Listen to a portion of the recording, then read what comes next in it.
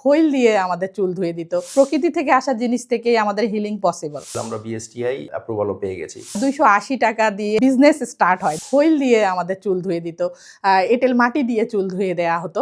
হয়তো অনেক বেশি কাশি হচ্ছে, বাসক পাতার রস, তুলসী পাতার রস মিক্স করে মধু দিয়ে খাইয়ে দিয়েছে।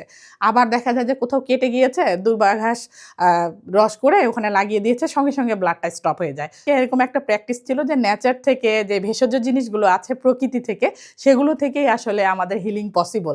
নর্থ সাউথ ইউনিভার্সিটি থেকে পড়াশোনা করে তাহলে কি লাভ হলো? যদি এখন তোমাকে তেল সাবানই বিক্রি করতে হয়, তেল সাবান বিক্রি করার জন্য এত বড় ইউনিভার্সিটিতে তো পড়ার দরকার ছিল না। এর মা এর বাবা তেল সাবান বিক্রি করে, তেল সাবান বিক্রি করে, তেল সাবান দিয়ে কি হবে?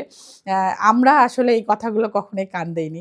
কেউ যখন আমাদেরকে নেগেটিভলি কিছু বলেছে, আমরা চেষ্টা করেছি এটা পজিটিভলি নেওয়ার। একটা স্টাবলিশ ক্যারিয়ার ছেড়ে, যেখানে কিনা এত হাই স্যালারিতে তুমি জব করছো, সেইটা ছেড়ে এরকম একটা জাস্ট হচ্ছে নতুন জাস্ট যেটা হচ্ছে আর্লি স্টেজে আছে যে বিজনেস, এখানে তুমি ফুল টাইম যাচ্ছ, মান্থলি একটা স্যালারি তোমার কাট হবে অ্যান্ড এভরিথিং। তার এইটার ব্যাপারে হচ্ছে তোমার কতটুকু এক্সপার্টাইজ আছে, কিভাবে গ্রো করতে পারবে, এরকম নানা প্রশ্ন, নানা কনফিউশন সামনে আসছিল।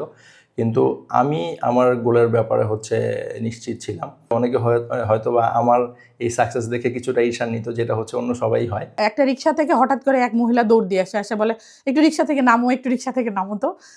তো আমি উনাকে চিনি না, আমরা দুজনে ভয় পেয়ে যাই। দেখা যায় যে আমি আমার ব্যাগটাও তাড়াতাড়ি করে পাশে সেভ করে রাখি যে আমি চিনি না মহিলা। বলছে আপনি কে?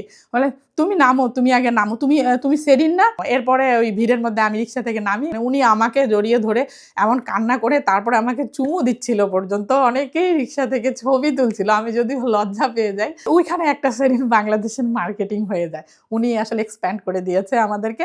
আর আমি মহিলার কান্নাটা আসলে এখনো ভুলতে পারি না। তারপরে ওনার মেয়ের বিয়ে হয়, আমাদেরকে আবার ইনভাইটও করে, আমরা গিয়েছিলাম।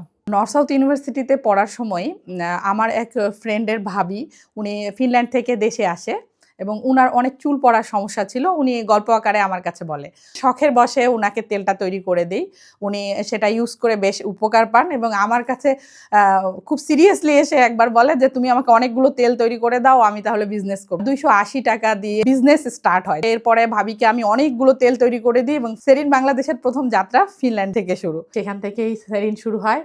আর এটা এখন এগিয়ে অনেক লক্ষ টাকায় চলে গিয়েছে। যখন প্রথম কাজ করি তখন আমি একাই, আমার সাথে কেউ নাই। আমি নিজেই একবার দেখি, আবার নিজে মোবাইলে ছবি তুলি, এভাবে কাজ করি যে পিওর হচ্ছে কিনা, দেখতে ঠিক লাগছে কিনা, ছবি সুন্দর আসছে কিনা, জিনিসটা ঠিক মনে হচ্ছে কিনা। আর বাসার লোকজনকে একটু একটু করে ইউজ করা স্কিনের মধ্যে, যে দেখো তো কোনো ইরিটেশন হচ্ছে কিনা, চুলকায় কিনা, ঠান্ডা লাগে নাকি স্কিন, নাকি গরম হয়ে যাচ্ছে। এরপরে আমার সাথে আমার সহযোগী, আমার হাজব্যান্ড, তারপরে আমার কাজিন, আর এখন আমাদের সাথে 21 জন এমপ্লয়ি আছে। বর্তমানে আমাদের সব ক্যাটাগরি মিলিয়ে টোটাল 17টি পণ্য আছে।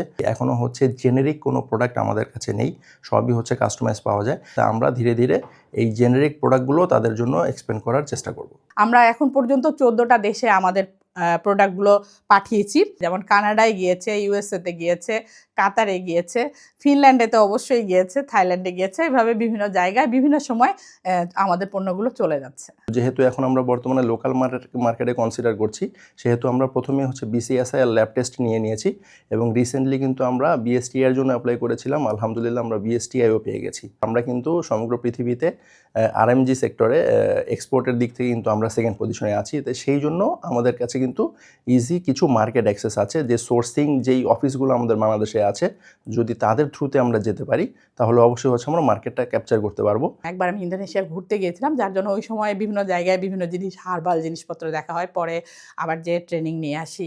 সেদিন বাংলাদেশের যে পণ্যগুলো আছে প্রতিটা প্রোডাক্টের কিন্তু পার্ট বাই পার্ট আমি তারপরে ট্রেনিং নেই, অনলাইনে ট্রেনিং নেওয়ার পরে এগুলো প্র্যাকটিস করি। আয়ুর্বেদিক এইটা কিন্তু আসলেই অনেক বড় একটা সেক্টর। বর্তমানে এই আয়ুর্বেদের সাথে আমাদের যেই আধুনিক এবং মডার্ন যেই সমস্ত skin care, hair care product পাওয়া যায়, অথবা যেই মেডিকেল সায়েন্সের যে ইমপ্রুভমেন্টটা হয়েছে, এই দুটোর কম্বিনেশনে কিন্তু আমাদের এই সেক্টরটা বুস্ট করা পসিবল। আমাদের ছাদে কিন্তু অনেক বড় ছাদ বাগান আছে। আমাদের ছাদের 2টা পার্ট, এবং এগুলো সম্পূর্ণ আমাদের জিনিস তৈরি করার জন্য বিভিন্ন রকম হার্বসের গাছ দিয়ে ভর্তি। তো আমরা চেষ্টা করি এখান থেকে ফুল পাতা সংগ্রহ করার। আমরা বিভিন্ন প্রান্ত থেকে দেশের বিভিন্ন যেই জায়গা থেকে যে জিনিসগুলো ভালো, আমার শ্বশুর বাড়ি শরীয়তপুরে, যেমন শরীয়তপুরেও কিন্তু সরিষা আমরা নিজেরা আবাদ করি, কালো জিরা নিজেরা আবাদ করি। তো এই জায়গাগুলো থেকে কিন্তু আমরা নিজেরা সরাসরি হার্বসগুলো কালেক্ট করছি। আমার হোম টাউন দিনাজপুর, এইখানে বেশ কিছু ঔষধি গাছ আছে, ঔষধি জিনিসগুলো এখান থেকে কালেক্ট করি। এভাবে বগুড়া থেকে, রাজশাহী থেকে, বিভিন্ন প্রান্ত থেকে যার যেখানে যেটা ভালো, যেই জিনিসটা যেখান থেকে একেবারে ফ্রেশ চাষি থেকে আমরা সরাসরি সেই জিনিসগুলো তুলে নিয়ে আসি। ফিউচার প্ল্যান অবশ্যই হচ্ছে গ্লোবাল মার্কেটে এক্সপ্যান্ড করা। গ্লোবাল মার্কেটে যে সমস্ত গ্লোবাল ব্র্যান্ড আছে তাদের যখন হচ্ছে আমরা গুগলে সার্চ করি, ড্রপ ডাউনে যখন তাদের নামগুলো আসে, আমরা চাই সেইখানে যেন বাংলাদেশের সেরিন বাংলাদেশের নামটাও চলে আসে। আমরা চাইবো যে আমাদের জিনিসগুলো শুধুমাত্র বাংলাদেশ না, বাংলাদেশ ছাড়াও আন্তর্জাতিক বাজারে এটা ছড়িয়ে ছিটিয়ে পড়ুক।